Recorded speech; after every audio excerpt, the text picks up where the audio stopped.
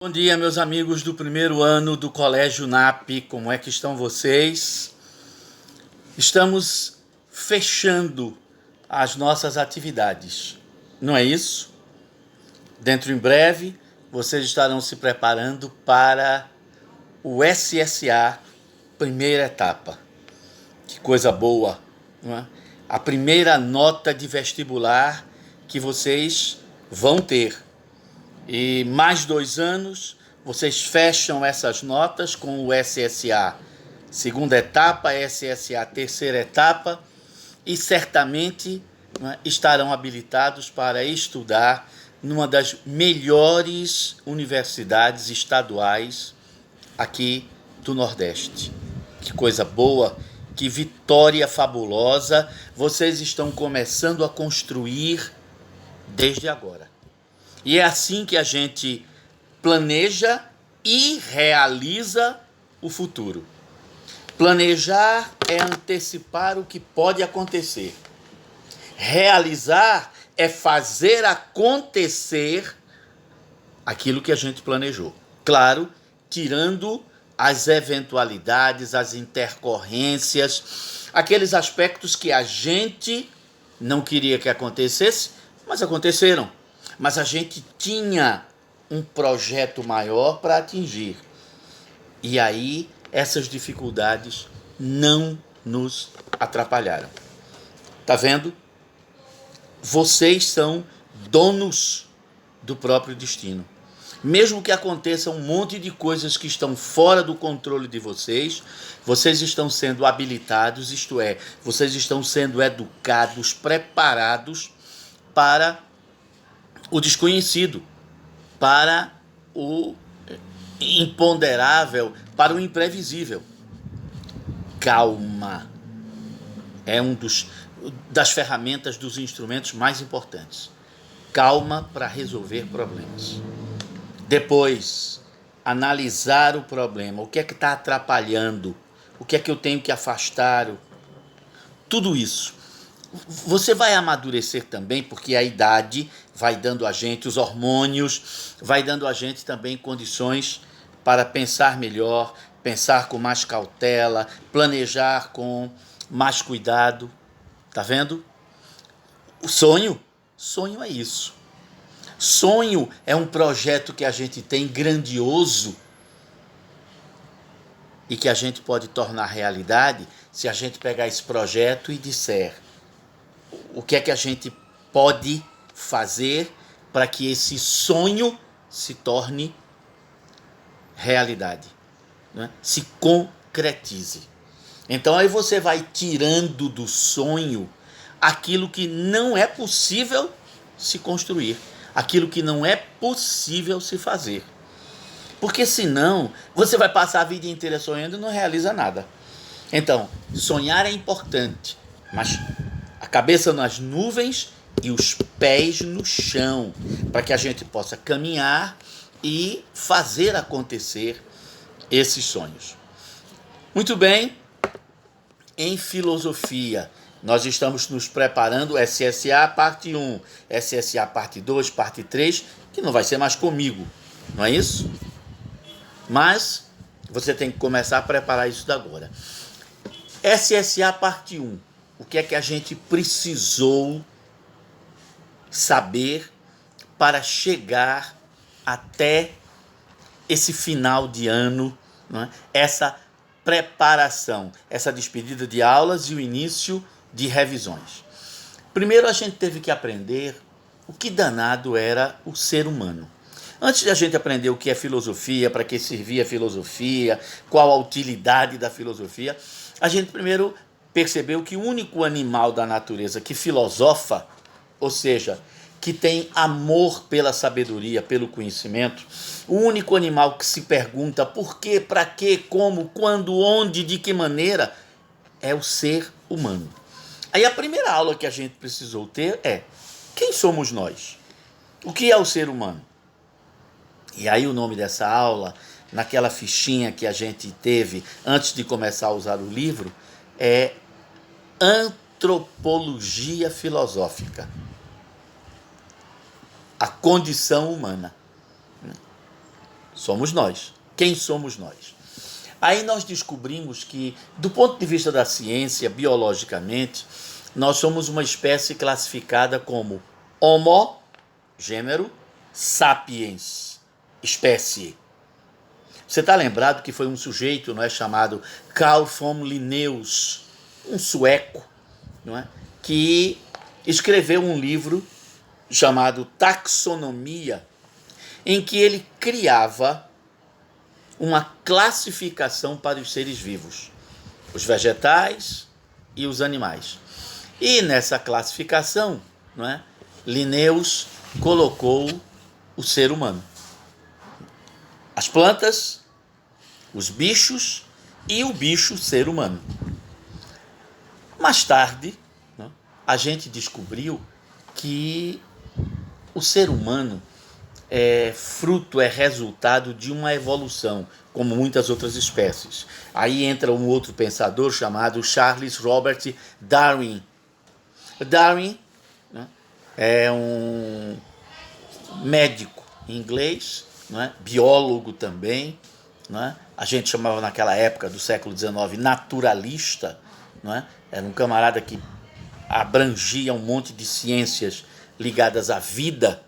Então, esse menino Darwin, né, levantou uma teoria que já é muito antiga, isso vinha desde a época dos filósofos da Grécia. Né? Aquele menino Anaximandro, Anaxágoras já falavam que todos os seres vivos eram resultados de uma evolução, de um ser mais primitivo, menos complexo, para um ser mais complexo. Vê que isso nós estamos no ano 500 a.C. Mas foi Darwin que pegou todas essas ideias que atravessaram séculos, não é? Inclusive de um outro naturalista chamado Lamarck, um francês, não é? E ele desenvolveu a teoria evolucionista. E Darwin, não é, afirmou que o ser humano, como todos os outros bichos, não é, era fruto também de uma evolução. Não é? Charles Darwin, não é, levantou essa ideia quando ainda nós estávamos começando os primeiros estudos de pré-história e de paleantropologia. Paleantropologia. Palaios em grego antigo. Anthropos, humano. Paleantropologia é a ciência que estuda a evolução da espécie humana. Então, tudo isso no século XIX ainda estava começando. E à medida que isso foi se desenvolvendo, nós fomos descobrindo que, além da espécie Homo, além do gênero Homo, existiam outros gêneros, como o Pithecus e o Anthropus. Muito bem, eu não vou aqui conversar com vocês sobre o evolucionismo, mas apenas para você saber que, por exemplo, a gente terminou descobrindo, não é, a partir dos anos 70, que a espécie humana tem em torno de 4 milhões de anos. Ou seja, há 4 milhões de anos atrás, digamos assim, um descendente, não é, de uma espécie chamado o Ramapithecus, lá por 15 milhões, 16 milhões de anos atrás, deu origem aos pongídeos, aos macacos, usando uma linguagem popular, e aos seres humanos.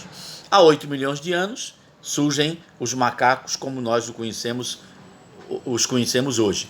E há 4 milhões, essa espécie nova, que era a espécie humana. Todos vocês também sabem que nós surgimos na África. A África é o berço de todos os gêneros e todas as espécies humanas. Todo mundo saiu da África e se espalhou para os outros continentes. Esse espalhamento, esse êxodo, não é, tem milhões e milhões de anos. Não é?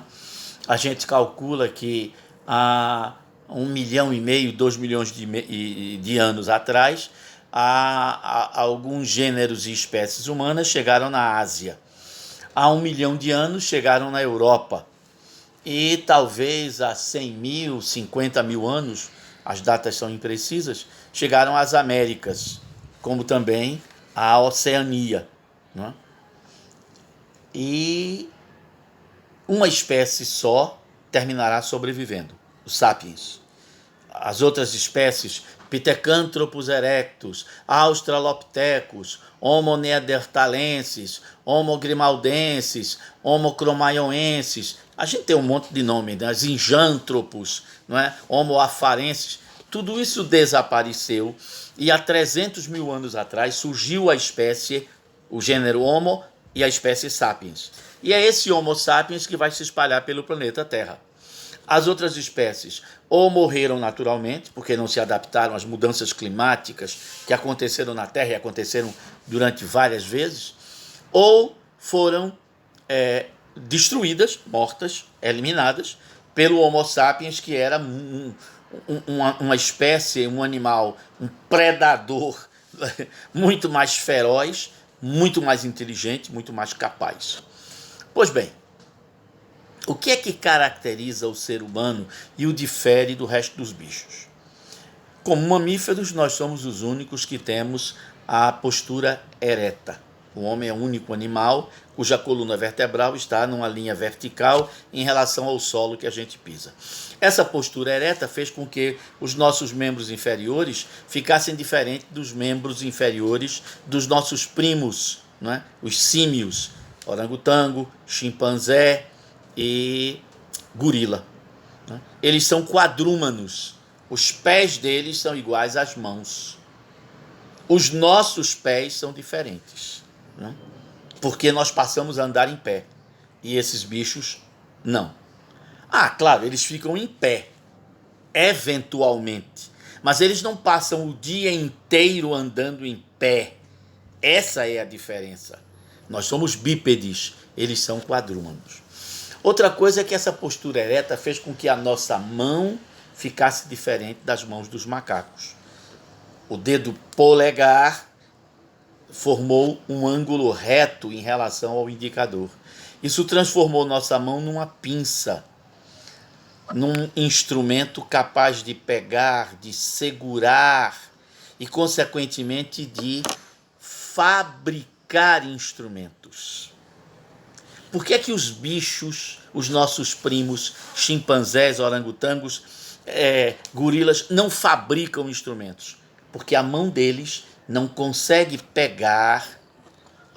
Vê, tá percebendo a capacidade que tem meu dedo de mexer? Um gorila, um chimpanzé não consegue fazer esses gestos. Os dedos dele não podem fazer esse gesto. Esse. Tá vendo? O dedo deles é assim. A mão deles é assim. Então, para eles pegar as coisas, eles têm que segurar assim.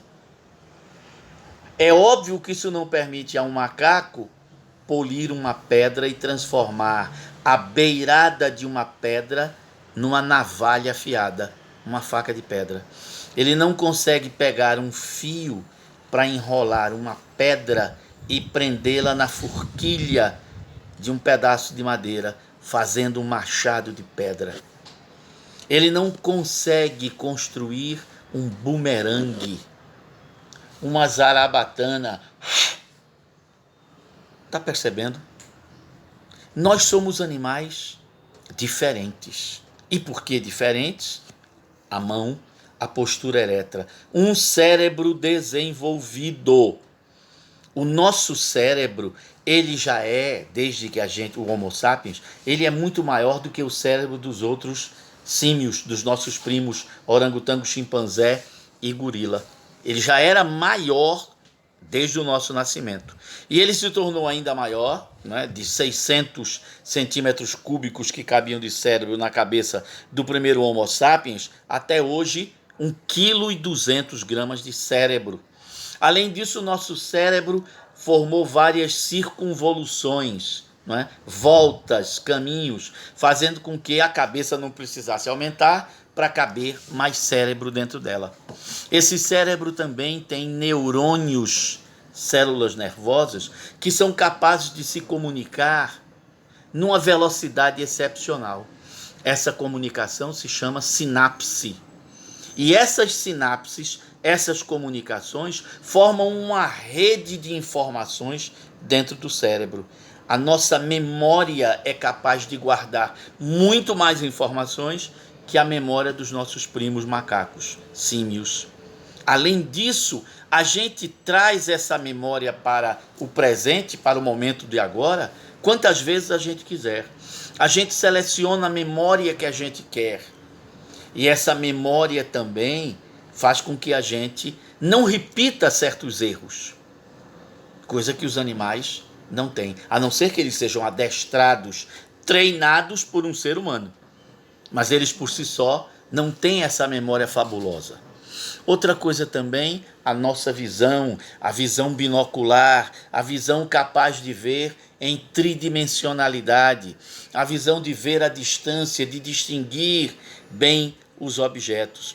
Isso fez com que a gente pudesse ver o predador, o perigo, antes que ele chegasse próximo de nós. Outra coisa também, a gente fabrica instrumentos, objetos, coisas que aumentam a nossa capacidade de sobreviver. Uma das grandes invenções da gente foi o domínio do fogo. Porque todo bicho tem o medo natural do fogo, menos o ser humano. E exatamente a gente soube usar o fogo como um meio de defesa e, muito depois, como um meio de cocção, de cozinhar alimentos que crus a gente não poderia comer. Então a gente passou a se alimentar de uma forma diferente dos outros bichos da natureza. Com o fogo, a gente pôde comer certos tubérculos, certas raízes, cozinhados dentro de panelas de pedra, ou então assados no fogo, como as batatas, os inhames, os amendoins, né? Os tubérculos em geral. A carne a gente pôde também cozinhar. O ovo. Qual é o bicho que cozinha? Nenhum. Só nós. Isso fez com que a nossa capacidade de se alimentar se ampliasse. Por isso nós somos chamados de onívoros. São aqueles bichos que não têm uma dieta específica. São capazes de comer uma gama, uma variedade muito grande de alimentos. Postura ereta, mão preênsil, visão binocular, cérebro desenvolvido, fabricação de instrumentos. Tá vendo? Linguagem. Ao construir objetos, o homem começou a dar nomes, a emitir sons para dizer faca, machado de pedra, pedra, forquilha, madeira, osso,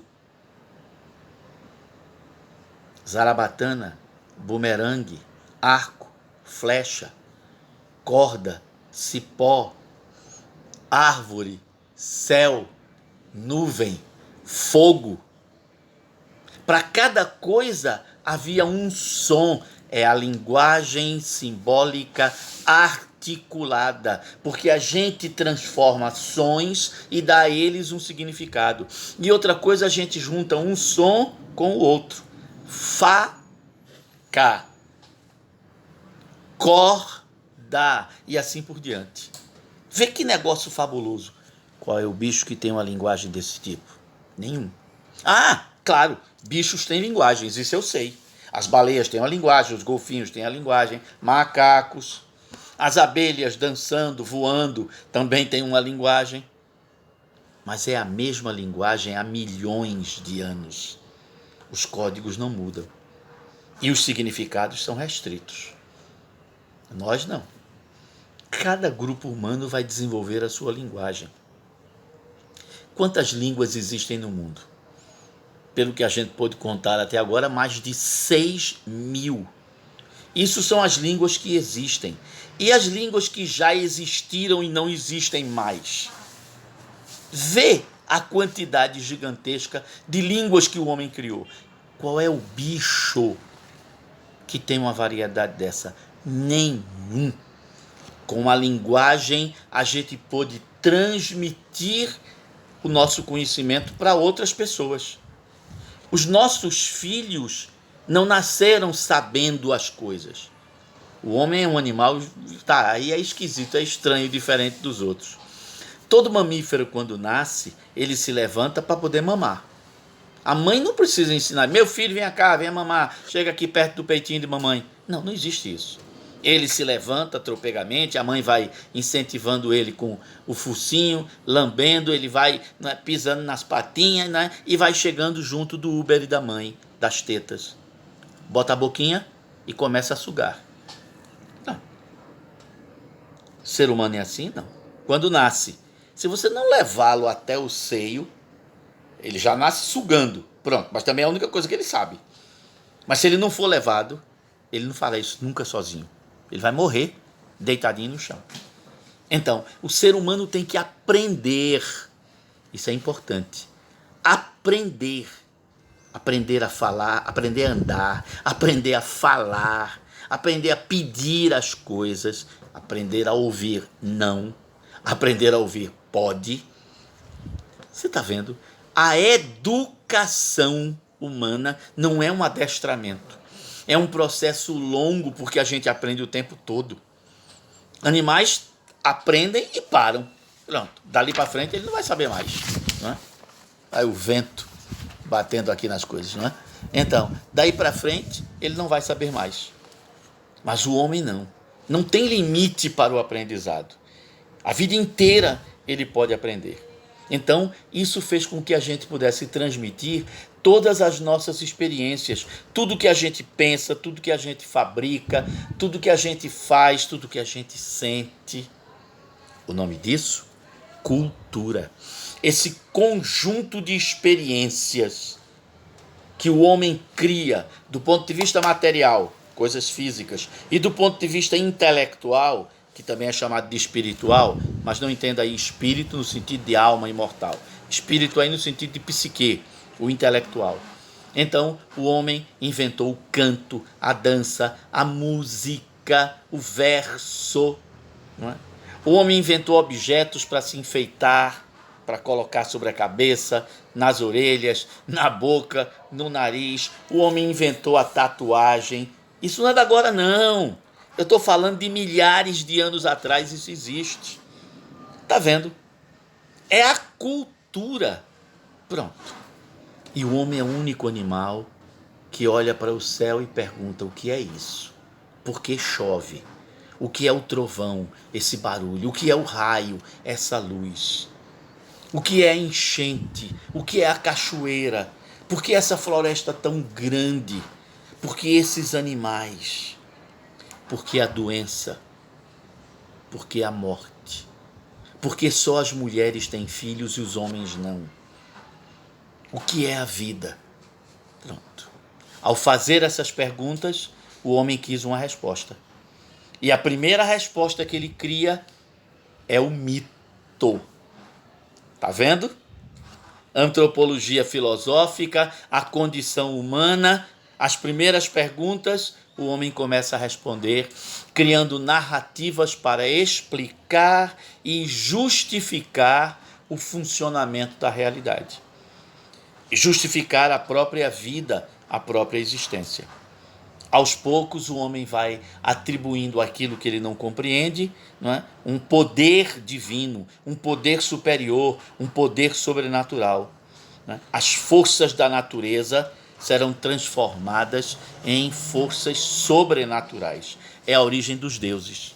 E isso nós chamamos de mito teogônico ou teogonia. Teogonia, aliás, você já sabe, não é? É o nome de um poema escrito por Hesíodo, poeta grego, para descrever, não é, como os homens, os gregos, pensavam a origem das coisas, do caso dos deuses. Cosmogonia, como surgiram os astros, como surgiu o planeta Terra. Cosmogonia era o mito que narrava a origem do universo. E antropogonia, os mitos que falavam sobre a origem do homem e de nossa evolução e de nossas capacidades. O mito, portanto, foi a primeira forma de conhecimento que o homem desenvolveu. Claro, eu sei que para nós o mito hoje não tem muito valor no sentido de ninguém acredita mais nessas histórias, nessas lendas, nessas narrativas. Mas atenção, lembre que há milhares de anos atrás, muitas sociedades consideravam o mito como a única explicação possível para a existência humana, para as coisas. O mito explicava tudo e justificava também por que é que a mulher era inferior, por que existia a escravidão, por que é que você podia fazer isso e não podia fazer aquilo, as proibições, as leis, as justiças, os costumes, os hábitos, tudo tinha uma explicação mítica. A partir do mito vai surgir a religião, aí surgem os templos, aí surgem os sacerdotes, aí surgem os livros sagrados, as profecias, as revelações. Mas vai chegar um momento, e a gente sabe disso, não é? Em que alguém vai querer explicar as coisas sem usar o mito, sem usar o sobrenatural. E a gente sabe que foi na Grécia que apareceram os primeiros pensadores a querer dar uma explicação não mítica, não mitológica, não sobrenatural, divina, para a realidade. E é aí que surge a filosofia, né? E surge também, junto com a filosofia, a química, a física, a astronomia, ou seja, as primeiras explicações racionais e não sobrenaturais, e não míticas, e não religiosas, para a realidade. Explicação racional é diferente da explicação mítica, mitológica. Enquanto cosmogonia é mito, cosmologia é razão. Tá vendo? Então a gente passa para a razão. Historicamente, a gente classifica Tales de Mileto como o primeiro filósofo, o primeiro pensador. Ele também era matemático, ele também era astrônomo, ele também era geógrafo. Naquela época, não é, todo o conhecimento era menor do que é hoje, né? A quantidade de informações. E aí o camarada era uma enciclopédia, né? Claro, num mundo limitado. Então, Tales é o primeiro a formular uma teoria para explicar a origem das coisas. Primeiro, ele diz que na natureza, physis, todas as coisas são feitas por um tijolinho, uma partícula mínima que é invisível aos olhos. Essa partícula precisava ter um nome. Tales então chamou essa partícula de hidron. Era o nome que todo mundo conhecia, água, ou úmido. Então ele diz que todas as coisas são feitas por todas as coisas da natureza, physis, né? Tudo que existe no cosmo, no universo, é feito por um tijolinho, uma partícula mínima. Essa partícula, arquê, em grego, não é? Elemento, substância, princípio, arquê. Então o arquê, a partícula que formava todas as coisas, ele chamou de hidron, água. Ele não está dizendo que tudo é feito de água, ele não está dizendo que o fogo é feito de água. Ele deu um nome, água, a essa partícula. Ele podia ter dado o nome de pyros, fogo. Podia ter dado o nome de pneumatos, ar. Podia ter dado o nome de geos, terra. Podia ter dado o nome de atomei, indivisível, átomo. Podia. Podia ter dado o nome de apeiron, ilimitado. Né? Você está vendo? O que importa não é o nome. Água, fogo, terra, ar, os 4 elementos. O que importa é que um homem, pela primeira vez, disse: minha gente, olhe, tudo é feito por uma partícula pequena. Eu vou dar um nome a essa partícula. Na falta de outro, eu vou escolher água. Pronto. Mas atenção, eu não estou dizendo que tudo é feito de água. Eu estou dizendo que tudo é feito de uma partícula, arquê, que está presente em todo o universo. E essa partícula é eterna, portanto não precisou de um Deus para criá-la. A matéria é eterna, sempre existiu. Tudo isso que a gente vê sempre existiu, dessa forma como nós pensamos. Pronto. Foi o primeiro pensador a dispensar os deuses como, como é que a gente diria? Como explicação para as coisas da natureza. Pronto. Cosmo, Physis, arche, 3 palavras básicas. Estava nascendo a filosofia nas polis gregas. Nós estudamos porque as polis gregas puderam produzir homens, não é, que começavam a pensar diferente do que até então se pensava. Né? As polis comerciais, as polis ricas, né? Uma forma diferente de querer explicar o mundo. Né? As pessoas que estavam ligadas ao comércio, às atividades comerciais, à navegação, que queriam um pensamento diferente do tradicional, dos homens donos de terra e de escravos, eupátridas. Não é isso? Então você está percebendo a capacidade de encontrar uma resposta que não tivesse mais a ver com a tradição, com o conservadorismo. Nesse ponto, portanto, o pensamento filosófico é um passo adiante, é uma revolução, uma mudança radical na maneira de explicar as coisas. A gente viu que a filosofia grega, né, pode ser dividida de diversas formas, em vários pedaços. É claro que o pensamento grego só vai ser dividido muito tempo depois dos gregos. Né?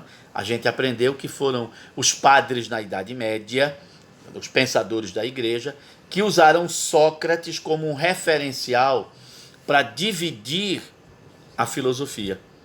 E aí chamaram de período pré-socrático todos os pensadores que vieram antes de Sócrates. Chamaram o período socrático o período de Sócrates e de seus alunos e seguidores mais famosos. E período pós-socrático, que corresponderia ao período que vai da morte de Aristóteles até o espalhamento da filosofia pelo mundo romano. Pronto. Mais tarde, no século XIX, outros pensadores resolveram usar outra divisão, agrupar os filósofos em função daquilo que eles pensavam. Então, todos os pensadores que falavam sobre a origem da matéria foram chamados de cosmogônicos. Aí vem o período cosmológico, não é isso? Em função daqueles pensadores se preocuparem principalmente com a origem da matéria. Mas alguns pensadores cosmológicos, não é? Como por exemplo Heráclito, Empédocles, Parmênides, eles já começavam a pensar outras coisas além de simplesmente, não é, um arquê, um princípio básico. Período antropológico, aqueles em que os pensadores se preocupavam com tudo que está ligado à atividade humana, a política, a história, a sociologia, os valores morais, os valores estéticos, a administração pública, a questão do poder. Aí você tem os sofistas, Sócrates. O período sistemático é aquele de Platão e de Aristóteles, em que o pensamento filosófico vai ser organizado por assuntos. Aí você tem a lógica, a gnoseologia, a axiologia e a metafísica, as 4 partes que formam a filosofia tradicional, a filosofia clássica. Claro que isso não foi feito do dia para a noite, né? Isso vai sendo, né, construído aos poucos. E lembre, esses nomes que eu acabei de citar não eram necessariamente usados por Platão e Aristóteles. Né? Esses nomes, essas denominações, vão ser fundamentadas depois. E quando morre Aristóteles, a filosofia, o pensamento de Aristóteles e dos filósofos anteriores vai se espalhando através de Alexandre da Macedônia, chegando ao mundo oriental e também chegando ao mundo romano, já que Roma conquistou o mundo grego. E aí se mistura a filosofia dos gregos com os pensamentos orientais e a filosofia dos gregos com os pensamentos romanos. E aí você forma o que nós chamamos de filosofia clássica. Aí você tem correntes como o epicurismo, que tem esse nome por conta de Epicuro de Samos, o estoicismo, que foi criado por Zenão de Cício, e que pregava suas ideias nos pórticos, estoar, nos pórticos, não é? Nas arcadas, nos corredores dos edifícios públicos. Aí você tem o cinismo, que é o desapego às coisas materiais, e aí o famoso Diógenes de Atenas, não é isso? E outras correntes que a gente deu uma visão já com o auxílio do livro, né, que vocês montaram. Aí a gente viu que nasceu uma religião nova. Bom, no mundo antigo todo dia nascia uma religião nova. Essa religião nova será chamada cristianismo, nome que vem da palavra Christos, que em grego quer dizer ungido, especial, alguém que é especial. Christos equivale a Mashiach, Messias, entre os judeus, não é? O cristianismo era uma religião, e no mundo romano o que não faltava era religião. Por que essa importância para o cristianismo? É que o cristianismo, desde que ele surgiu, as pregações de Cristo estavam muito próximas de ideias do epicurismo, do estoicismo e do cinismo. Pela primeira vez, uma religião usava ideias filosóficas para falar sobre um Deus único, monoteísmo, não é? Um Deus que não era um Deus raivoso, mas um Deus que era pai de todos os homens e que, portanto, todos os homens eram irmãos, já que eram filhos de um mesmo Deus. Então essa revolução na maneira de pensar a divindade e essa revolução de uma religião com uma base filosófica vai desenvolver um pensamento na Idade Média, né, em que filosofia e religião vão andar muito juntas. E aí a gente falou sobre, não é, a filosofia medieval, também conhecida como filosofia cristã. E a gente viu, não é, que o grande nome do início dessa filosofia era Santo Agostinho, né, de um período chamado a Patrística, que vai do século IV até o século IX, aproximadamente, no mundo medieval que se formava, no mundo do feudalismo, né? Era uma tentativa de conciliar a fé e a razão. Eu digo tentativa porque isso nem sempre deu certo, né? A gente sabe que terminava acontecendo de a fé sobrepujar a razão. E todas as vezes que aparecia um filósofo dizendo que a razão era mais importante que a fé, né, os membros da igreja não gostavam. Então, foi isso que a gente trabalhou ao longo do ano. E é isso que a gente vai ver nas nossas revisões, e é isso que vai acontecer na sua prova do SSA, da primeira etapa. Fique tranquilo, portanto. Tá bom? Uma boa semana para vocês e até o nosso próximo encontro.